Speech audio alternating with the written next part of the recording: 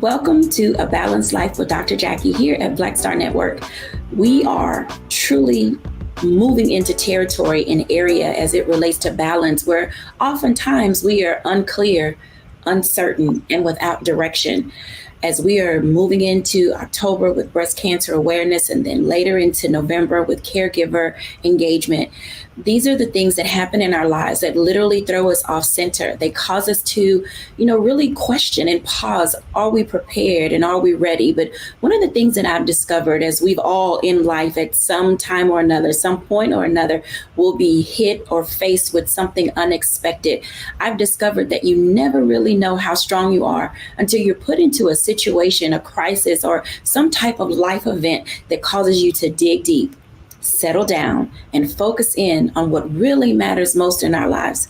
Today on our show, we're going to be discussing those things. How do we find balance, not only for ourselves, but for our loved ones and those around us? We're joined today by Pastor JT, Mocha Lee, Dr. Tierney, and Stacey Owens. Welcome, everybody. Hello. Hey, hey. Hey, Dr. J.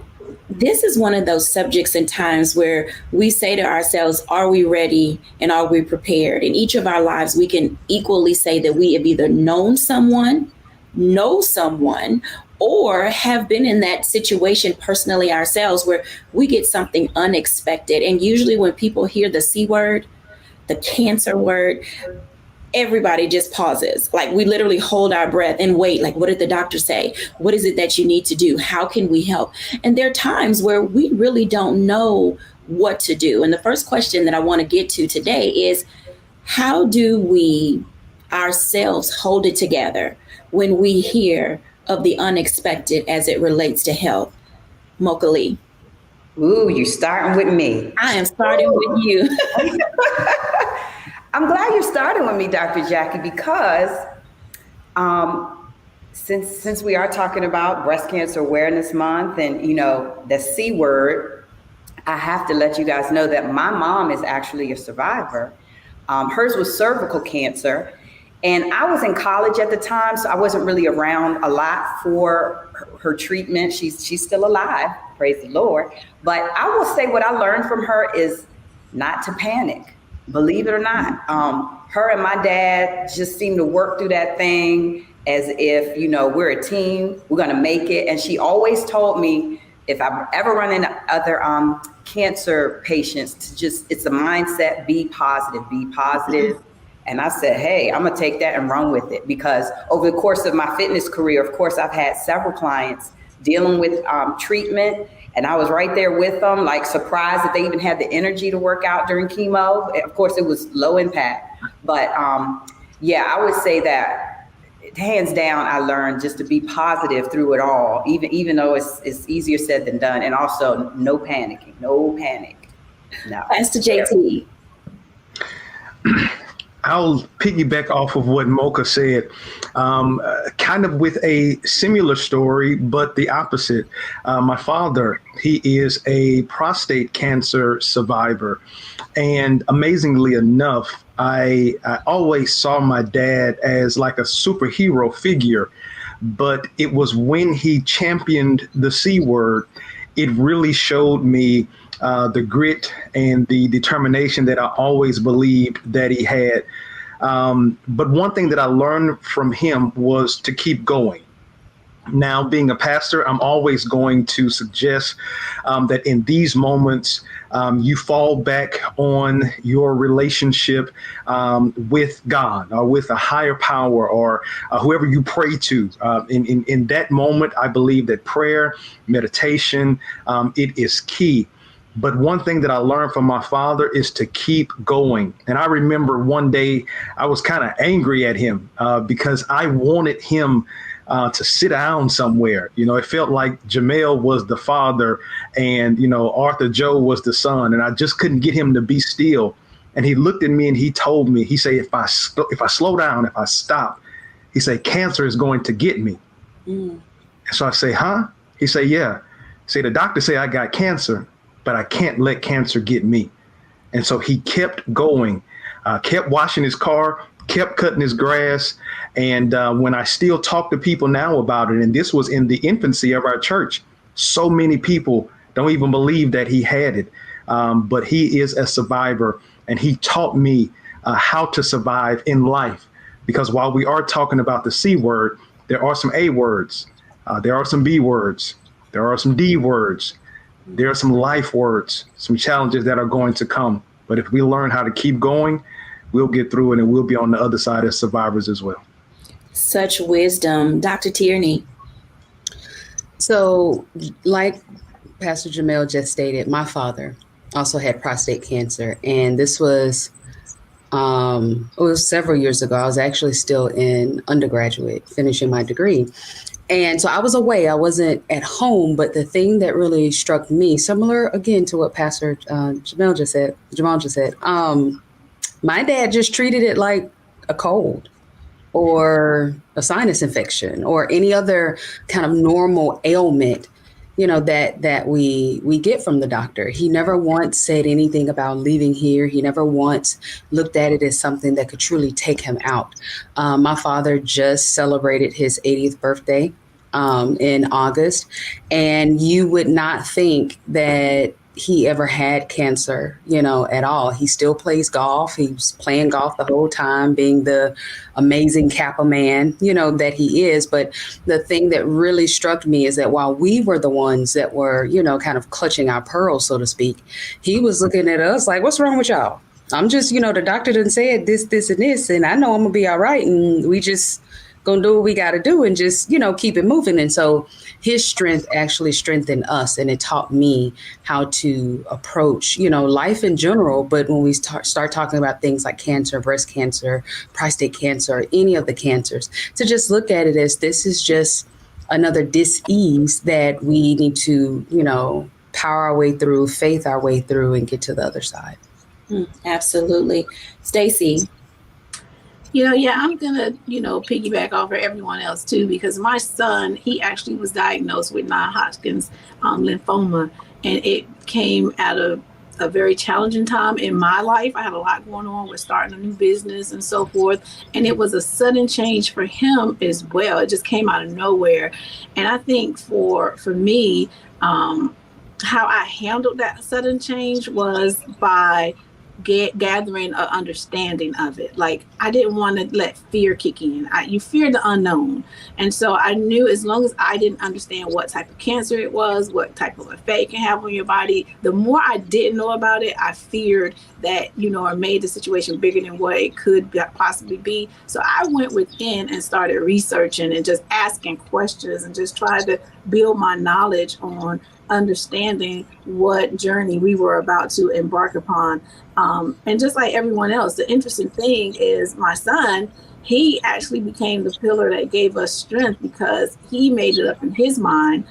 He just so happened to go to church with a friend one night, and a pastor said that something was wrong with someone in the building. They pulled him to the altar, prayed on him. They didn't even know him. This was his first time visiting the church. He had never been there before at all. And he had an experience in that moment. And when he walked out that building, he decided that, he was told that he was going to be healed. And he believed that. And once that became his foundational belief, then he didn't want anybody in his circle to victimize him, pity him, or come around him with any negativity, because he knew he was already healed. And so we're all over here panicking, like, well, what chemo? What we got to do? What we got to do this? And he's like, you guys need to remove yourself from me with that. I need for this to be, I'm already healed. And once we embraced that, it made it so much easier to go through.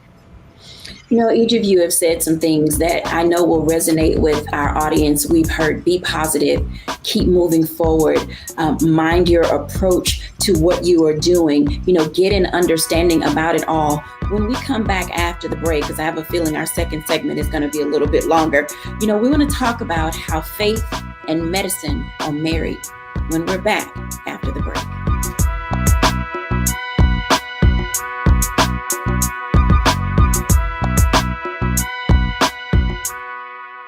Fanbase is pioneering a new era of social media for the creator economy.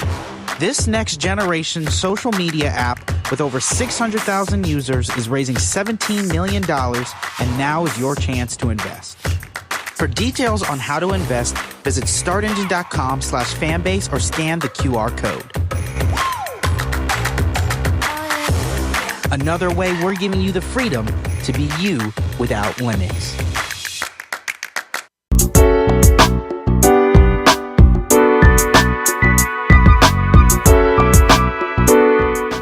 Welcome back, everyone, to A Balanced Life. And we've heard quite a few things that help us identify and understand how to manage and deal with those unexpected things in life. And oftentimes we get into that space of trying to figure out, how do faith and medicine are married to each other? Pastor JT, talk to us about that for a moment, because faith and medicine literally do go together. And oftentimes we have people who say, I want faith, I want medicine, I want both, or I want neither. And sometimes it's like, just get out of my face, because I'm not in the space to hear any of that. Can you talk to us about the marriage between faith and medicine? Yes, ma'am, Dr. Jacquie. And I am going to side with the people that say that they need both of them. Because I will be honest with you, I believe that they both are extremely important in both rights. And I believe especially dealing with certain communities. Me being an African-American pastor, I see a lot of times that it's easier for us to come to church than it is for us to go to a doctor. And I'm not knocking faith. I believe in that. I believe in prayer. But I also understand where our medical professionals and medicine itself has its own lane. Because listen to this, if you didn't go to the doctor first, you wouldn't even know what you need to pray for. So I believe that I believe that they are married, but I believe it's that notion that I don't necessarily need the doctor or I don't need the medicine, so to speak. I believe that that's what keeps us from early detection. I believe that keeps us, that when we do go, we end up going and we're in stage 3 or we're in stage 4, or especially for African-American men, the finger is halfway severed off and we've put every bandage we could find in the house. And so, hey, I might as well go to the doctor. And that's the mindset that I believe that always forces us as a community to always be the one, I believe, that's on the totem pole when it comes to receiving proper health care, because we are not proactive.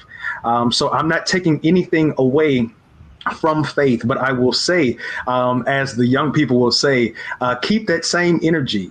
Just as you are motivated to go into service at 11 o'clock, don't miss that 4 o'clock appointment with your doctor. And then when the doctor prescribes you something to do, always consult both of your doctors, your physical doctor and your heavenly doctor. And I believe that they work in concert, because I believe that if you really believe, kind of going back to what my sister Stacy said about her son and having the belief that he was going to be healed, if you really believe in your prayer, you're not going to go and see a doctor that you hadn't prayed for. Because you're going to believe that your God is going to guide the doctor and is going to give the doctor wisdom to utilize the tools that he or she has learned over the years of school and over the years of practice to be able to serve you best. So I'm not going to ask you to get a little preachy, but as you were talking, no, this is serious, because when you were talking, there's this scripture that says faith without works is dead. Yes. And oftentimes we have this tendency to just rely on faith and not do the work of the prescription that the doctor gave us, or halfway take our medicine, or not do the physical exercise and not change our diet. Pastor JT, why is it important that we understand that you have to put in the work as a patient? So I'm going to give a real life analogy. I have been, very vocal about the way that we put death on our plate with our food choices, and then have the mitigated gall to say grace and ask God to let this food be nourishing for our bodies as your word is nourishing for our souls. That's insanity. You are literally killing everything inside of you and then putting hot sauce and Tony Chachere's on it, and then asking God to make it healthy. Well, no, I can't make something healthy that you know is going to kill you. So I believe that it is extremely important for us to do the work. And again, the scripture says, above all, I wish that you would prosper and be in good health as your soul prospers. So it's work that has to be done. And many of us, if we just be honest, many of us are dealing with the medical issues because we are not taking the actual medicine that has been given to us to help us avoid the medical issues, which is our diet. So I know I'm pivoting off of the whole intent of this conversation, but going back to doing the work, there's a lot of preventative work that we can do.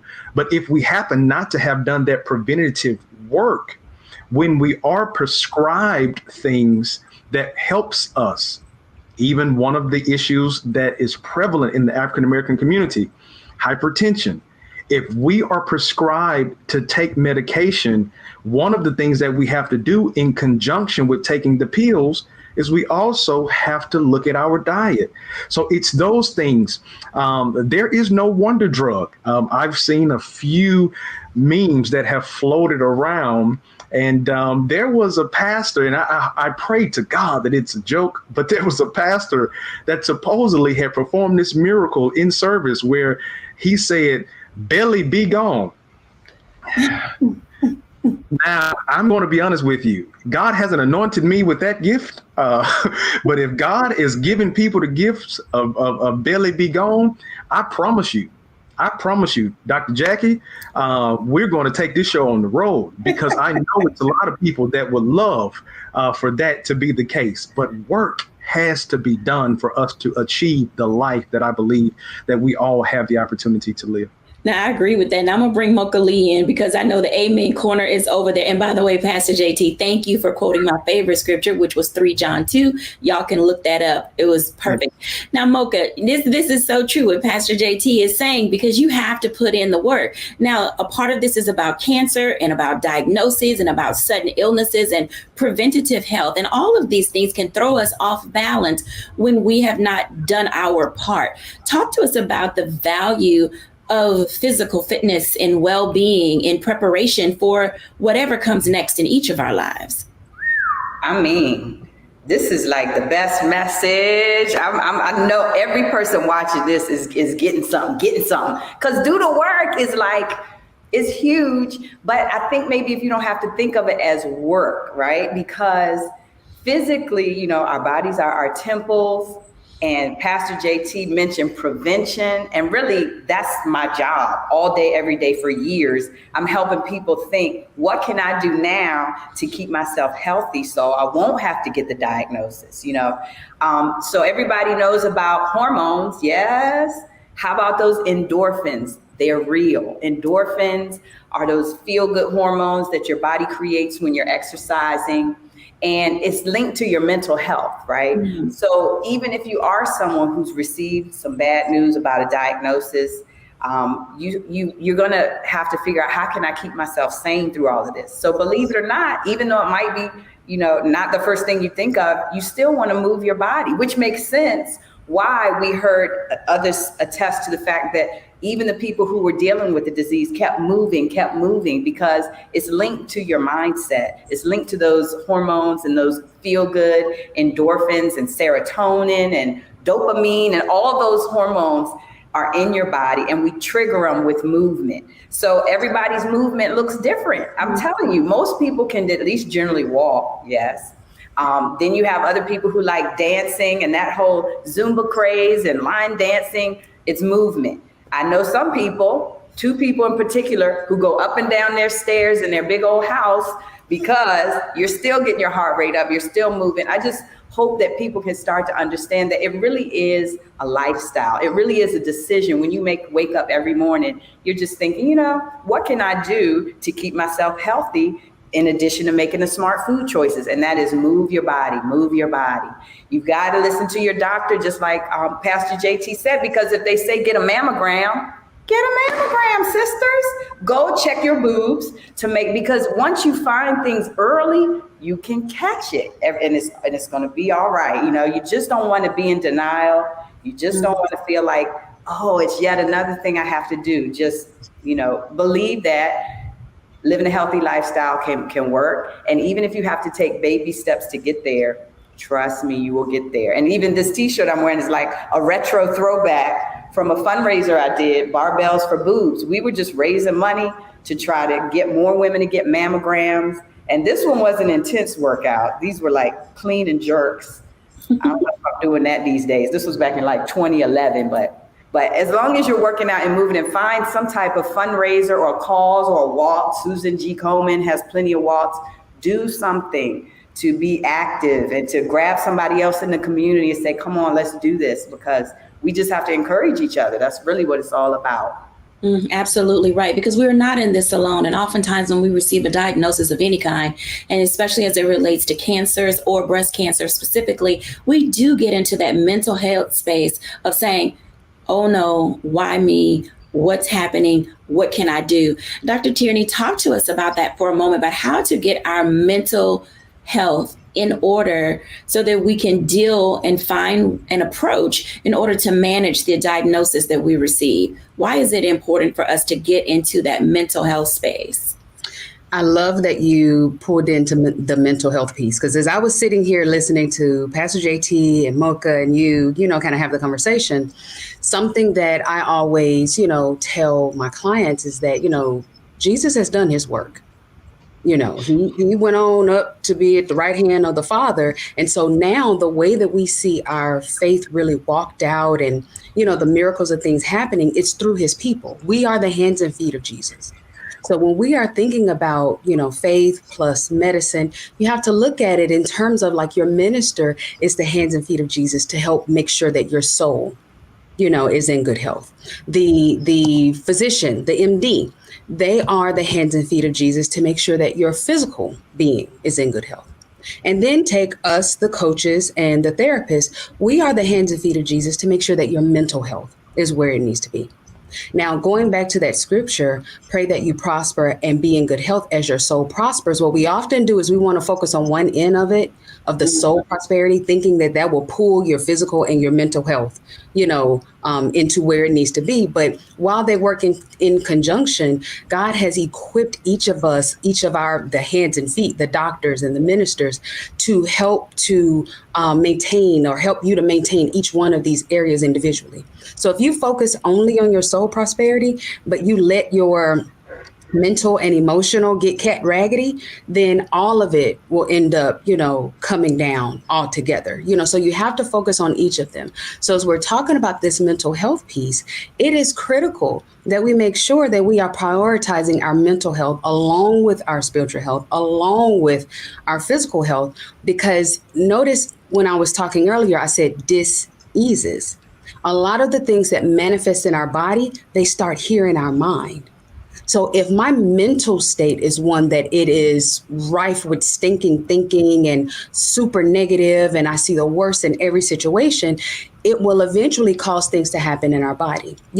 Stress is the number one culprit for ulcers. And so while we don't know necessarily the exact cause of cancers, when we don't check our mental spaces, it can then exacerbate those things that have manifested in our bodies. But when we keep a check on our mental and emotional health, then that can help our bodies to heal itself. It can help our bodies to rejuvenate, itself, and for the cells and things to become, reconnected just by focusing in on what it is that we are thinking. There's a scripture that said, a man is so as he thinketh.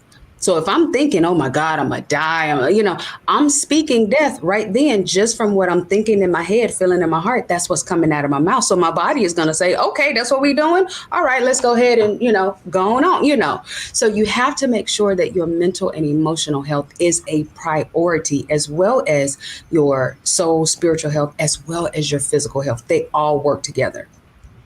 They do absolutely work together. How we think, how we feel, what we eat. When we come back after the break, I want to talk to Stacey for a moment, because one of the things that she mentioned earlier was the role of belief, but also herself as a mom, and then also community. When we come back, we're going to talk for just a moment about the work of the community and how we can surround one another and move others' lives forward in a positive manner when we're back after the break.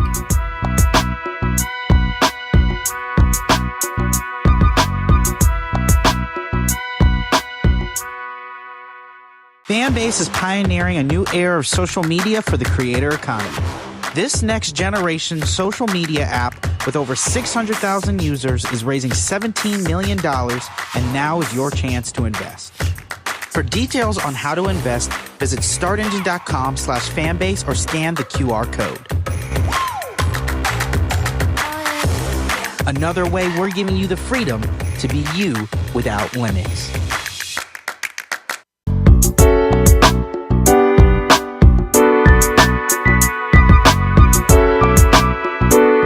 Welcome back, everyone, to A Balanced Life. And as you can tell, our heart often drops when we hear certain things and we're in that space of the unknown. But community is a way for us to really begin to map out, think out, parcel out who's going to be in our court and in our corner when we really need them. Stacey, I want to talk to you for a moment because you mentioned something earlier about how your son with his friends went to church.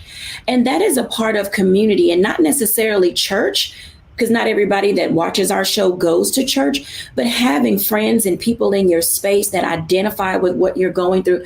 Why was that important, not only for your son, but for you as a mom to identify and say, my son is not going to be going through his diagnosis alone? So you're right. Everyone doesn't necessarily go to church.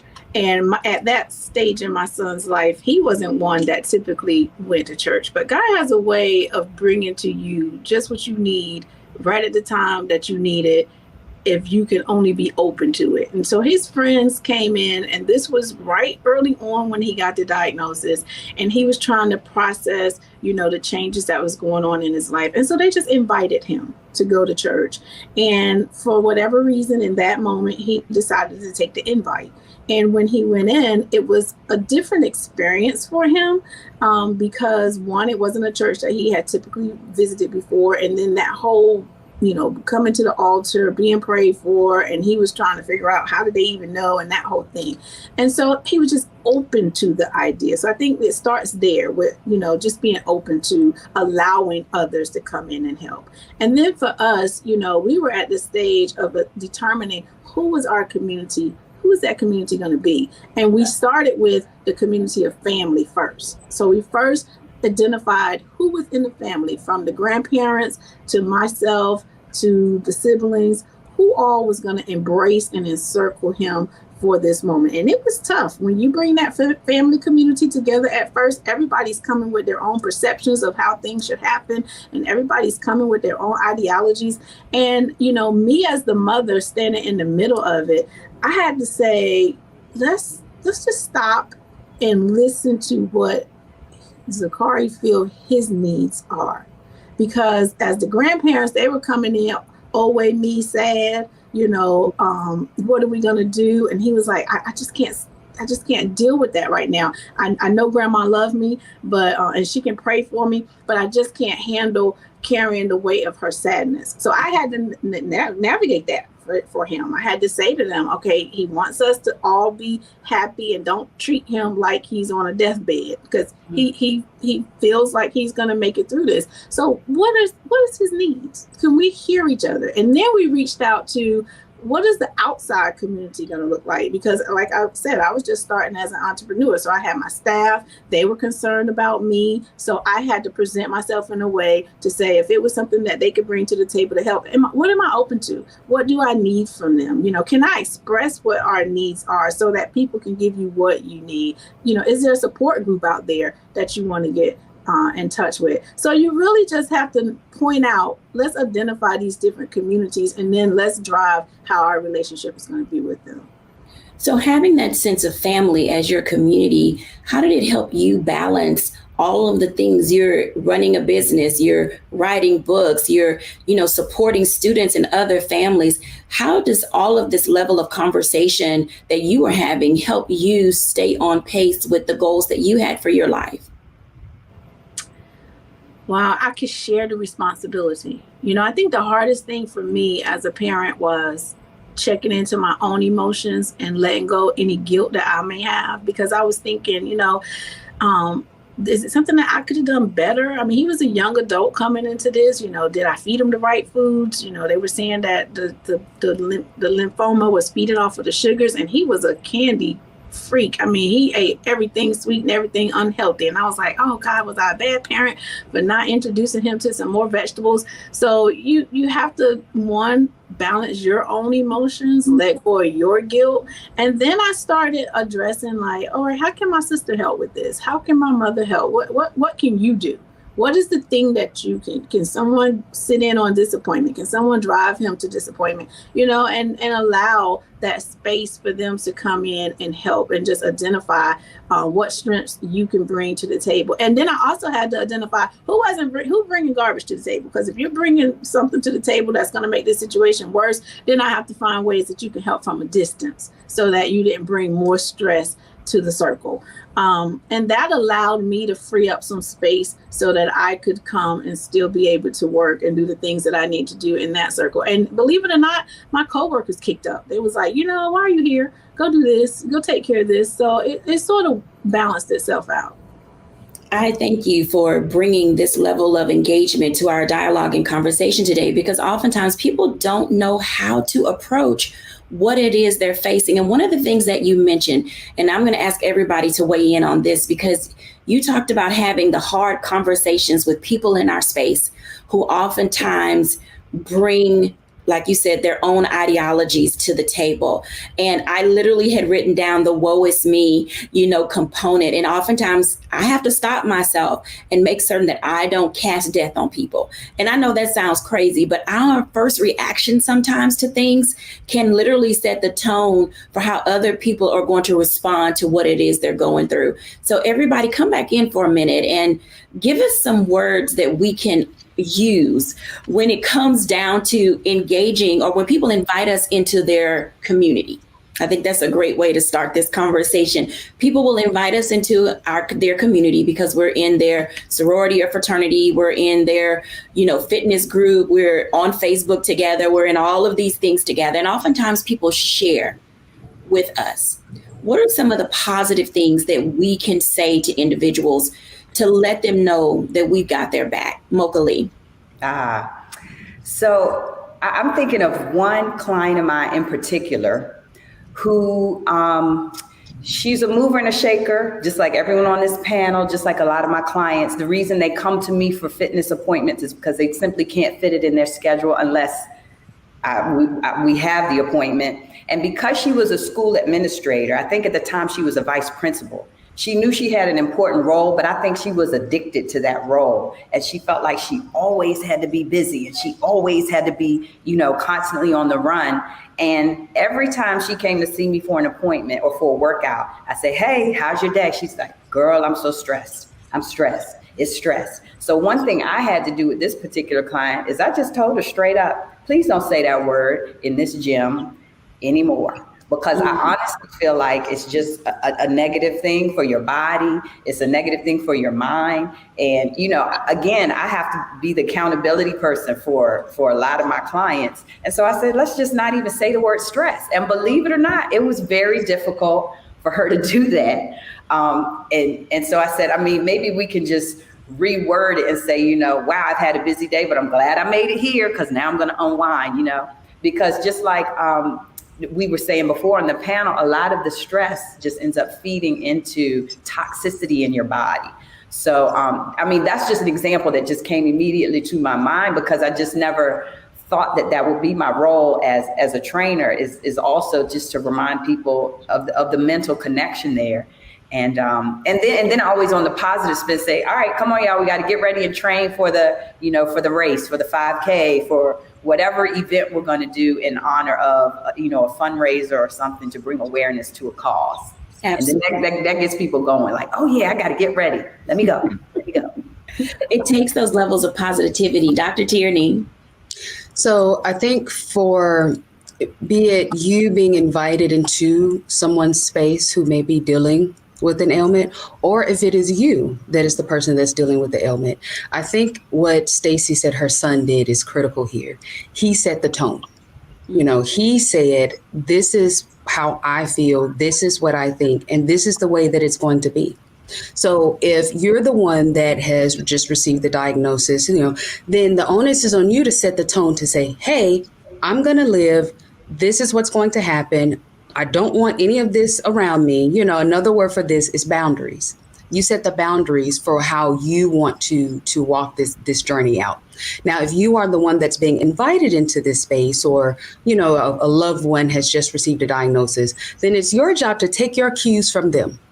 If they are speaking life, well, then you have to check whatever that might be that you might be feeling and take that home with you. Don't say it in their presence. Don't talk about it in their presence. Take that home with you, deal with it in your space. Don't bring that into their space, and try as best as you can to mirror, not just like in a fake way while you're present with them, but to mirror that positivity and to bring more positivity, to add to the positivity to help them through this. So I say just reflect what it is either that you need, or reflect what it is that the person that you are supporting, what they are telling you that they need. When we come back after the break, I want to continue on this topic or this particular level of conversation, because working in concert with community is one thing, but becoming a part of the community is something else. And it is a privilege. You hear me well now. It's a privilege to be invited into someone else's space when they are going through their suffering. When we're back after the break.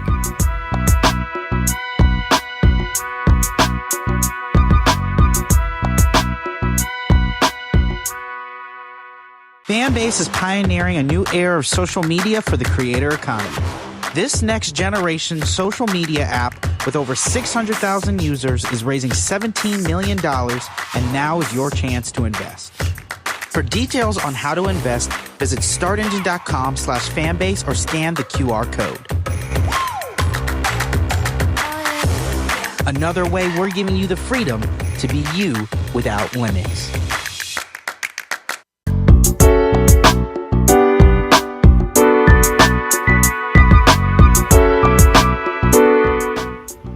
Welcome back, everyone, to A Balanced Life. And we're talking about the C word, cancer. But we're also talking about how do we fit into that space when we are invited into someone's life who is going through, whether it's themselves, whether it's their child, whether it's a spouse or another loved one. We all play a part and a role in how other people get through what they are going through. I want to continue this conversation. Dr. Tierney left off with telling us about, you have to get your mind together, get your personhood together, get yourself together before you step into someone else's life, because oftentimes we can change the tenor and the tone of what someone else has already put in motion, and that can be dangerous. Literally, I have watched people pray prayers of death versus prayers of faith and prayers of belief, and you have to be really careful and make certain that you don't bring all of your pain and whatever it was you went through with your personal experience. You have to see the thing for what it is in the moment that you get it. Pastor JT, when we're talking about levels of positivity and engagement, and I want to go back to this. So this is going to be a boy-girl conversation because oftentimes women approach things differently. How do you help our brothers process these levels of conversation as it relates to leukemia with our kids, or breast cancer, or brain cancer, or prostate cancer? We process different, and guys process different. How do you help our men settle into this space of dealing with what their spouses or themselves are going to go through? Right.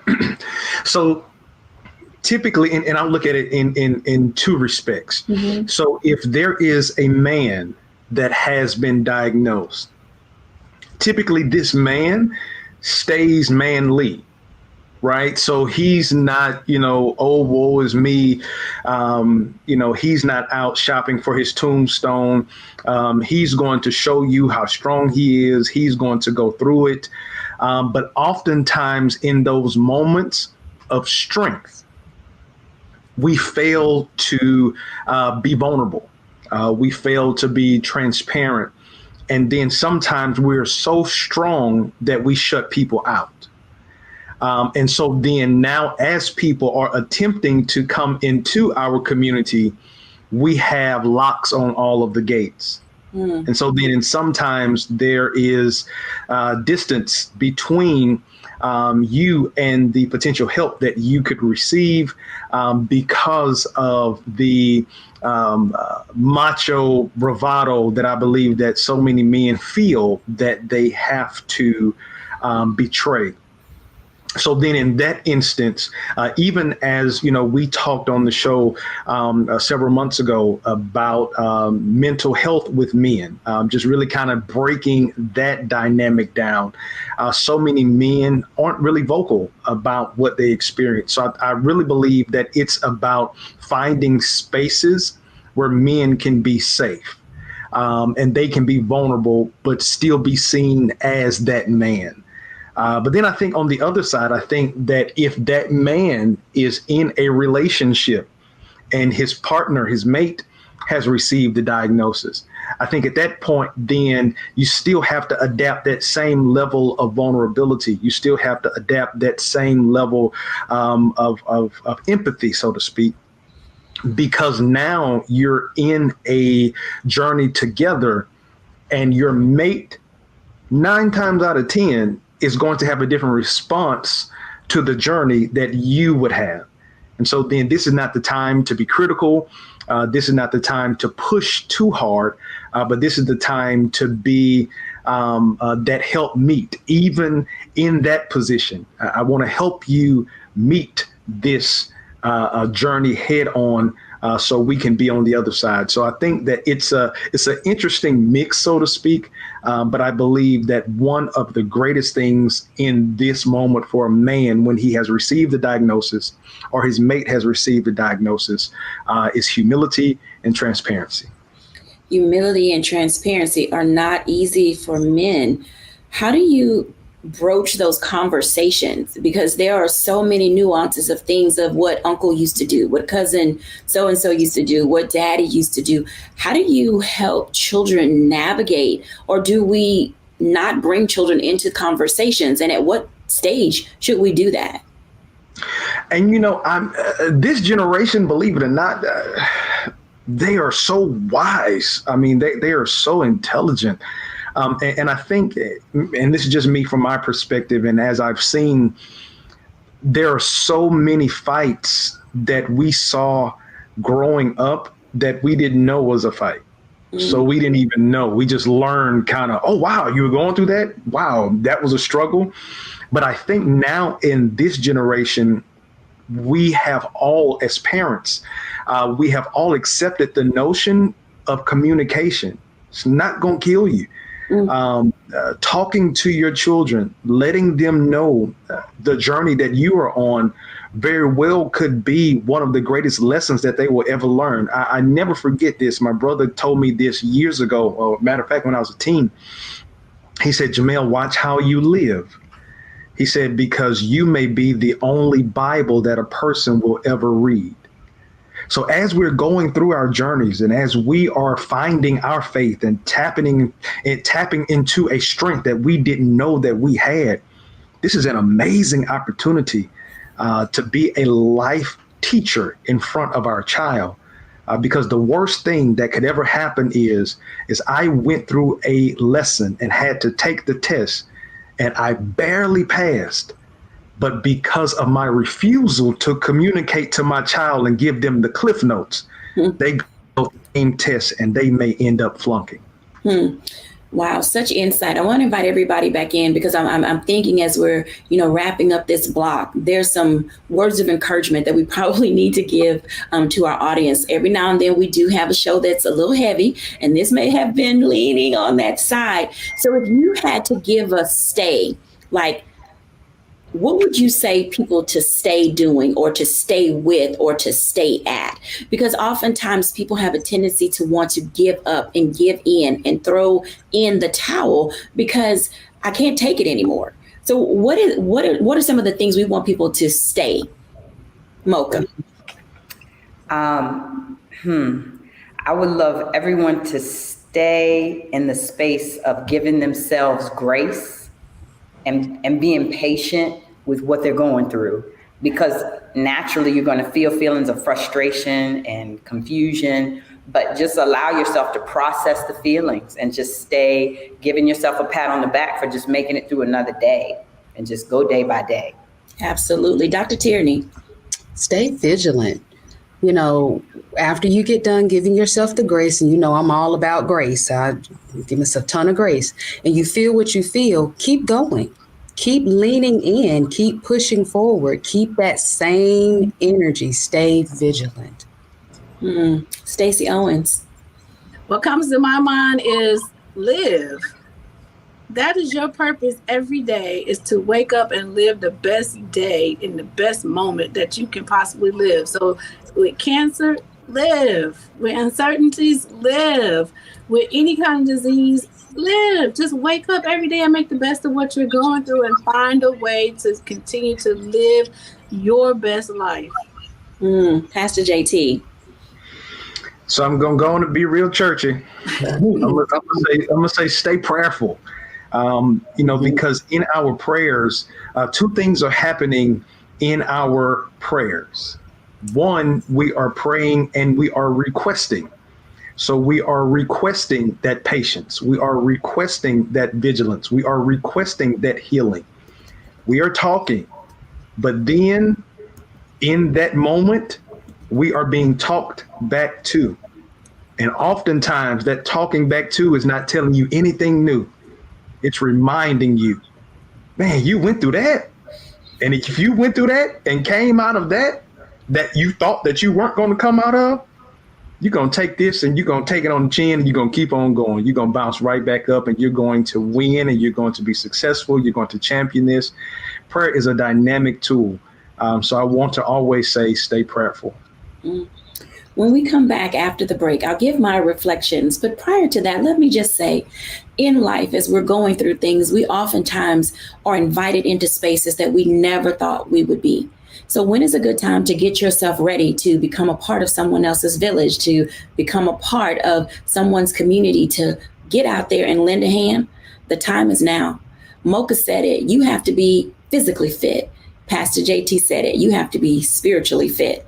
Stacey said it. You have to be well-rounded and balanced and prepared. But then also Dr. Tierney said you have to be mentally fit. So all of these things require us, as we're going to step into other people's lives, is to get ourselves together first.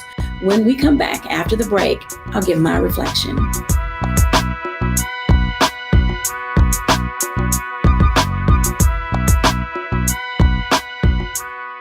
Fanbase is pioneering a new era of social media for the creator economy.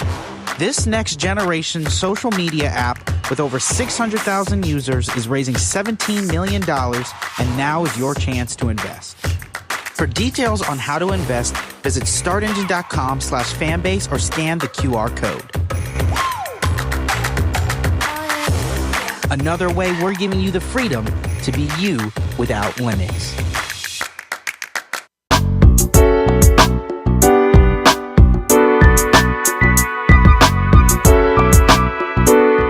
Welcome back, everybody, to A Balanced Life with Dr. Jacquie. And our contributors have really shared with us today some great tips, some tools, some wisdom keys for you to put into your balanced living toolkit. I get it. I understand. We oftentimes are caught off guard when we do not know what's coming next. The fear of the unknown is real. We all face it every day, whether it's things that are happening in our homes, whether every time we pick up our phone, every time we drive in our cars, there's always something that catches us by surprise. I know, I thought we had all gotten to that place where nothing would catch us by surprise. But let me just say, each and every day, you are going to be challenged. But coming alongside that, you're also going to be requested. You're going to be called upon. You're going to be asked to sow into, pour into, give into the lives of other people. And as you're thinking about how you will do that, I want you to also consider, what if the diagnosis was yours? How will you be in that space to allow other people in? I know y'all. I used to probably be one of y'all. I can handle it. I can do it by myself. I don't need anybody else. But sometimes our greatest healing comes from what we've already heard: being prayerful, being honest, and being vulnerable. Thank you for joining us today. And I hope that in some way, something we have said or done will cause you to say, I am capable and I am able to go through whatever I have to go through in order to get to the best and the balanced life that is for me. Thank you for watching. Bye now.